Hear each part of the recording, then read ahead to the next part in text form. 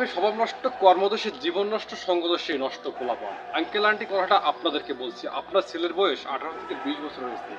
আপনার ছেলে পড়াশোনায় মন দেয় না, বখাটে ছেলেদের সাথে ঘুরে রাস্তায় ইভটিজিং করে, এমনকি কাজকামও ঠিকঠাকভাবে করে না। আপনাদেরকে বলতেছি কি, একটু কষ্ট করে হলেও আপনাদের ছেলেকে এই দূরপ্রবাসে পাঠিয়ে দেন। কারণ আপনার ছেলের থেকেও আরো বেশি যারা অসভ্য অভদ্র ছেলে রয়েছে, তারাও এই দূরপ্রবাসে এসে মাঠে চাইতেও বেশি ভদ্র হয়ে গিয়েছে। আপনার ছেলে যখন একটানা 14 ঘন্টা ডিউটি করে বাসায় এসে রান্না বান্না করে খাবার খাবে, তখন আপনাকে ফোন দিয়ে বলবে, আব্বা আম্মা আমরা এই দুনিয়ার বাস্তবতা সম্পর্কে ভালো করে বুঝে গিয়েছি।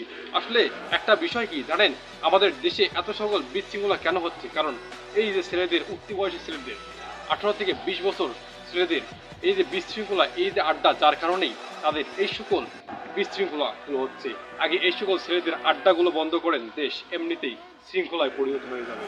ধন্যবাদ।